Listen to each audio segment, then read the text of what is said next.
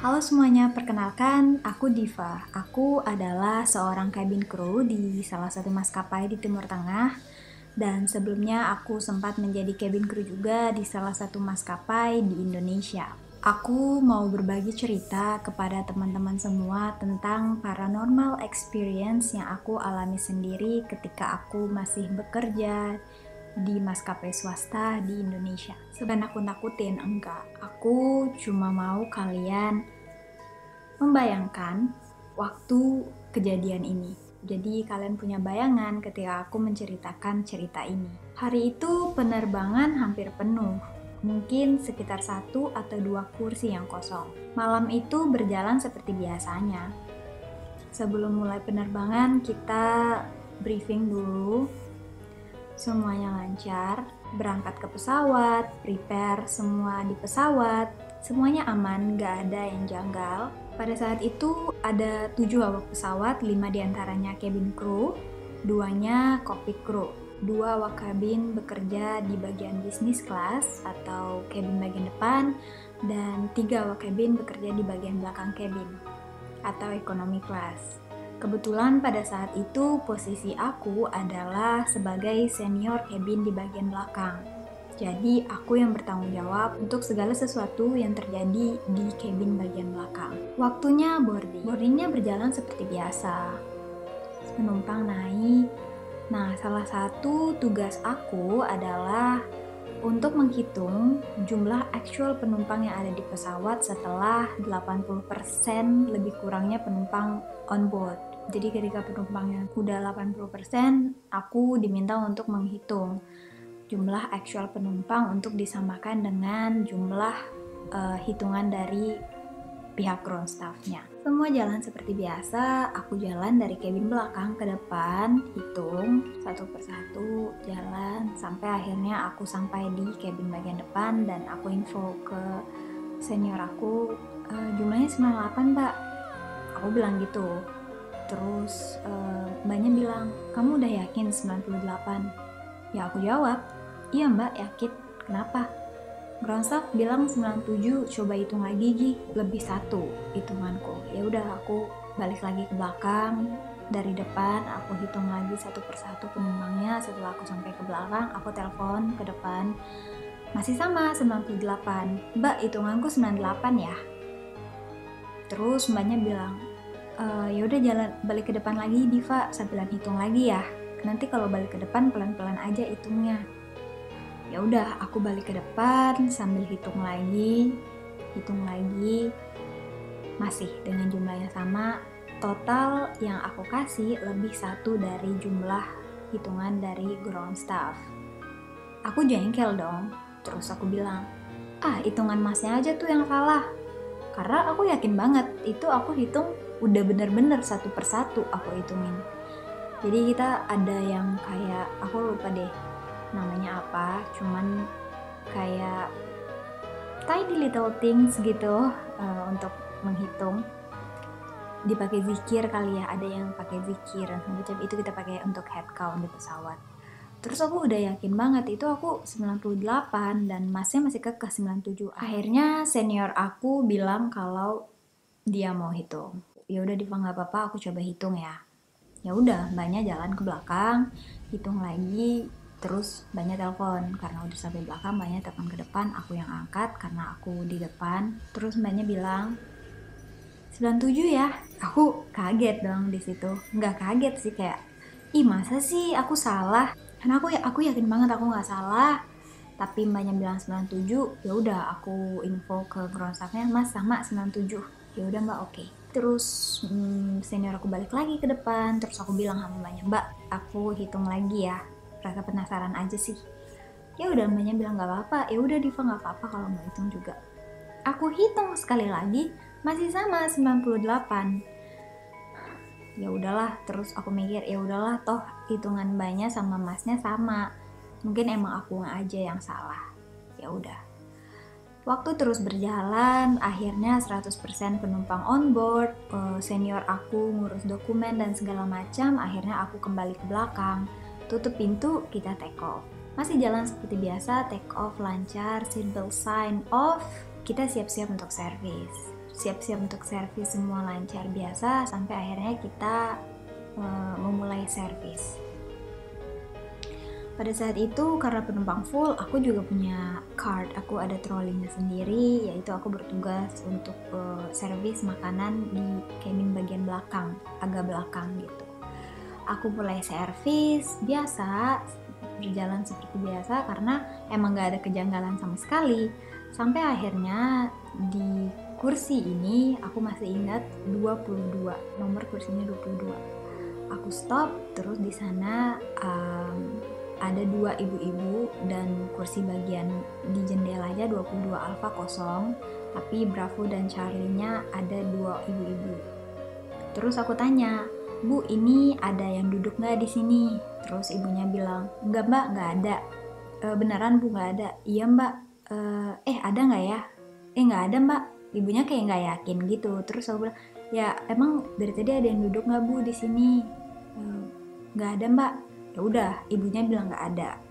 Terus ya udah aku servis, ibunya mau makan apa, mau minum apa. Akhirnya aku memutuskan untuk meletakkan satu tray di 22 Alfa karena mungkin ibunya nggak yakin juga, mungkin yang duduk di 22 Alfa lagi ke toilet, nanti balik biar langsung makan. Niat aku kayak gitu. Ya udah aku bilang sama ibunya, "Bu, ini makanannya saya taruh di sini ya. Nanti kalau misalnya emang nggak ada yang duduk di sini, saya ambil pas clearance gitu." Terus kata ibunya, "Oh ya udah mbak, nggak apa-apa." Ya udah, oke. Ya udah aku taruh tuh traynya di situ, aku taruh makanan di situ, aku lanjut servis lagi segala macam. Semuanya kelar servis, ke belakang, prepare cart buat clearance. Aku take a walk ke cabin untuk make sure semua penumpang udah dapet makanan. Sembari junior aku prepare cart, ya udah aku cek lagi penumpang udah pada makan semua belum. Aku jalan dan aku pastiin 22 Alfa itu ada orang apa enggak. Ya udah aku jalan, aku lihat semua penumpang udah dapat makanan. Ketika aku balik, aku cek 22 Alfa, ternyata ada yang duduk di sana. Ada bapak-bapak duduk di sana, cuman bapaknya tidur. Bapaknya lagi tidur, terus makanannya nggak disentuh sama sekali. Ya udah aku bilang ya udahlah nggak apa-apa. Ya udah aku ke belakang, udah beres cartnya, kita lanjut untuk clearance. Lanjut clearance, ketika lanjut clearance sampailah aku di row tersebut, di kursi ini 22. Bapaknya udah nggak ada lagi, bapaknya udah nggak duduk di situ lagi, si ibunya juga lagi tidur. Ya udah aku angkatin traynya semua. Cuman yang 22 Alfa aku biarin karena aku mikir bapaknya mungkin ke toilet lagi atau bapaknya mungkin kemana lagi. Karena aku udah lihat kan ada yang duduk di sana, ya aku nggak mau ambil, takutnya nanti komplain karena nggak dapet makanan dan sebagainya. Ya udahlah aku biarin aja. Aku ambil pelan-pelan tray dari meja ibunya, aku dorong trolinya ke belakang dan semuanya clearance kelar segala macam. Udah kita ke belakang. Sampai akhirnya beberapa saat kemudian call bell. Ting!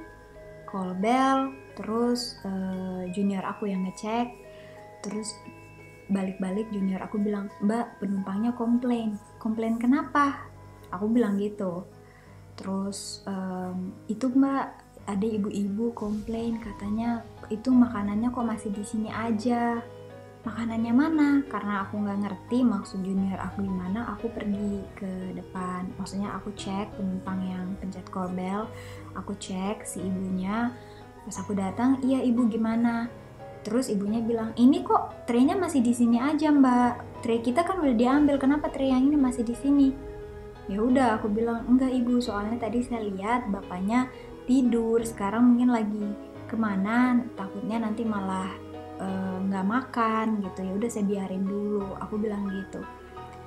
Terus si ibunya jadi marah-marah. Ibunya pikir aku kasih makanan ini untuk penjaga pesawat atau seperti itulah, kayak ini kayak jampi-jampi atau apa. Ya menurut ibunya aku ninggalin si tray ini untuk dikasih makan kepada penjaga pesawat, something like that. Terus aku bilang, enggak bu, ini memang ada yang duduk di sini tadi, cuman sekarang bapaknya mungkin lagi ke toilet atau lagi pindah ke kursi mana, cuman belum dimakan aja, nanti saya ambil kalau bapaknya udah selesai makan. Ibunya tambah marah, katanya, saya gak mau, ini udah aneh nih. Ibunya ngerasa ada yang janggal, padahal menurut aku emang gak ada yang janggal, emang bapaknya lagi nggak ada di situ gitu. Tapi aku lihat tadi bapaknya tidur, cuman makannya belum dimakan gitu aja. Jadi aku memutuskan untuk nggak apa-apa bu, di sini aja, bener-bener ini nggak apa-apa. Akhirnya ibunya mau ngomong sama senior aku karena udah komplain dan segala macam. Senior aku ke belakang, terus senior aku bilang, kenapa Diva? Ya udah, aku bilang, enggak mbak, itu tadi ada yang duduk di 22 Alpha, bapak-bapak, cuman makanannya belum dimakan, jadi traynya aku nggak ambil, aku tinggalin di situ. Tapi ibunya komplain, kata ibunya pikir aku ninggalin traynya itu untuk dikasih kayak untuk penjaga pesawat atau pesugihan dan segala macem gitu loh mbak. Jadi ibunya marah dan ibunya mau pindah kursi. Ibunya mau pindah kursi karena nggak mau lagi duduk di sana gitu. Terus mbaknya bilang, ya udah coba deh cari bapaknya di ini, coba cek bapaknya mungkin pindah tempat duduk, mungkin udah di serve sama kru yang lain. Terus aku bilang ya udah oke, aku cek. Aku masih ingat bapaknya kayak gimana. Jadi si bapak ini pakai baju batik warna coklat, motifnya warna merah hati. Terus di luarnya pakai jaket kulit warna coklat, celana trouser, celananya kayak celana kantor gitu warna coklat. Jadi aku masih ingat, dan tipikal orang timur, jadi aku masih ingat lah. Aku jalan di aisle, aku cekin satu persatu penumpangnya dan segala macam, nggak ketemu, bapaknya nggak ada.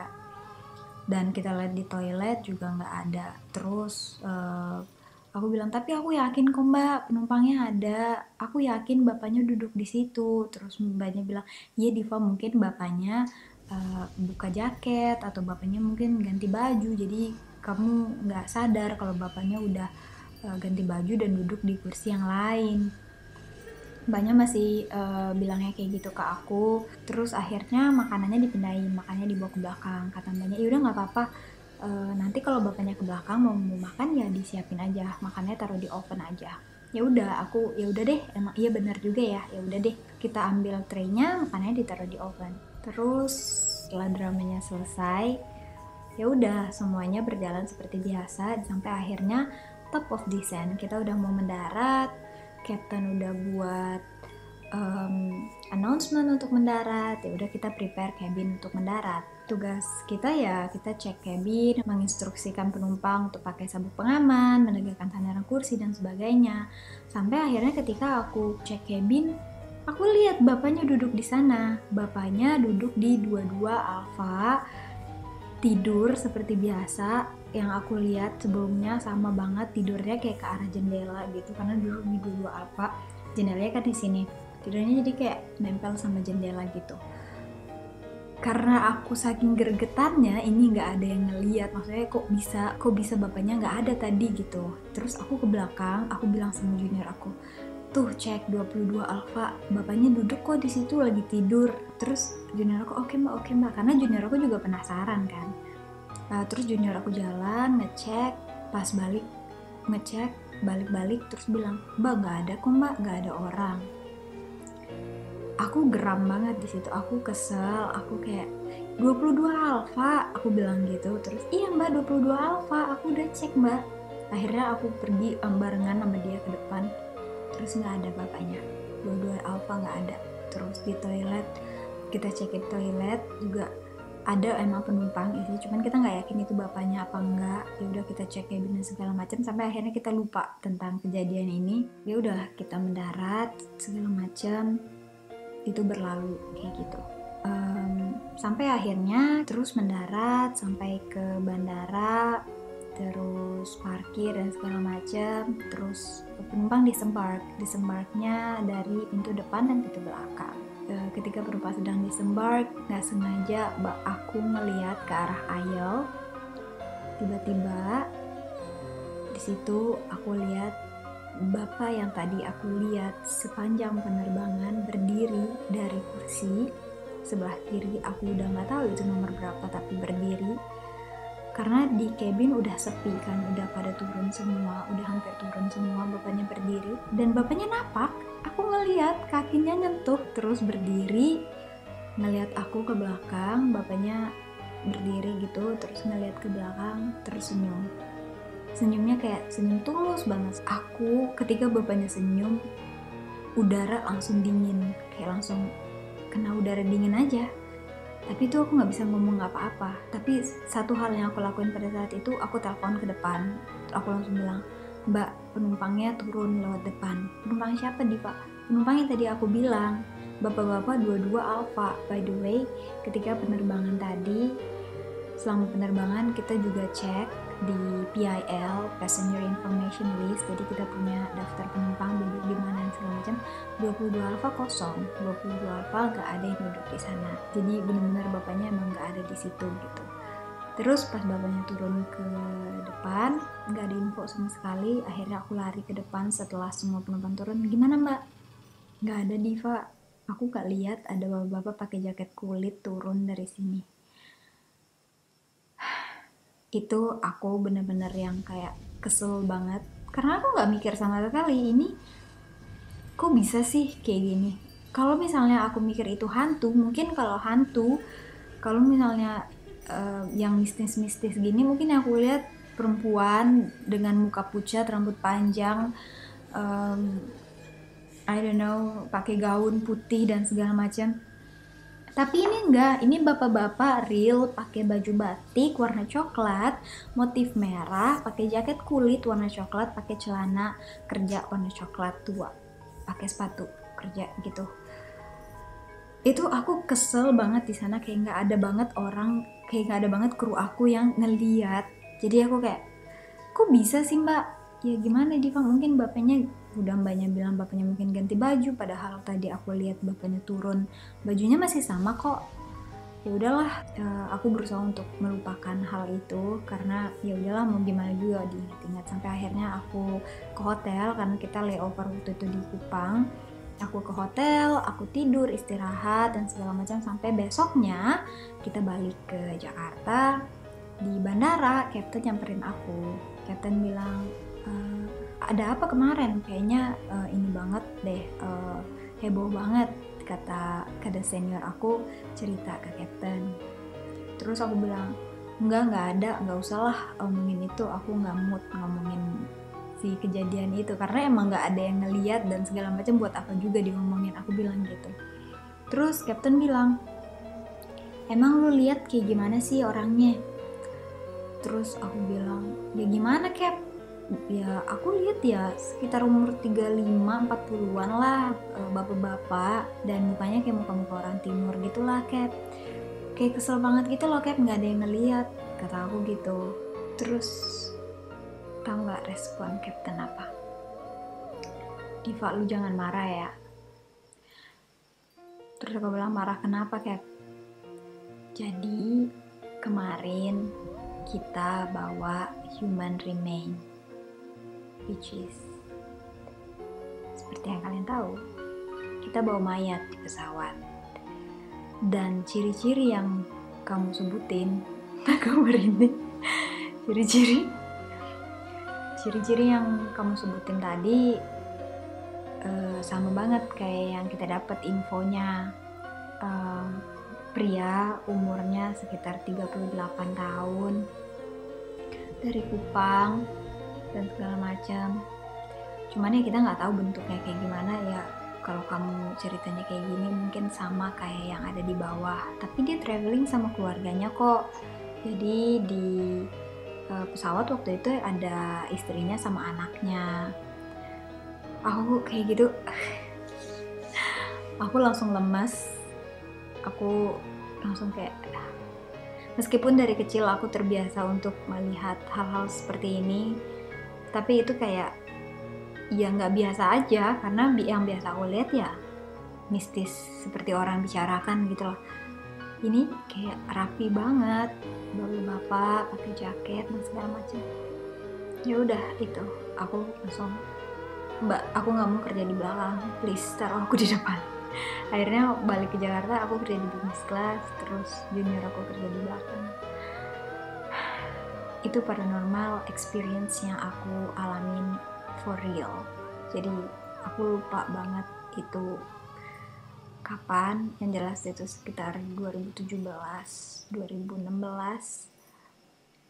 Dan ya, sebenarnya banyak hal-hal paranormal experience yang aku alamin di pesawat atau di hotel dan sebagainya. Cuman ini salah satu paranormal experience yang aku anggap masuk akal gitu. Karena kebanyakan paranormal experience yang aku alamin adalah yang menurut orang yang nggak percaya hal-hal kayak gini kayak enggak, itu cuma halusinasi lu doang gitu. Tapi ini ya gitu, aku ngelihatnya bukan sosok mistis yang seperti kalian bayangin. I don't know kalian sebutlah namanya apa, tapi ini real manusia yang aku lihat gitu.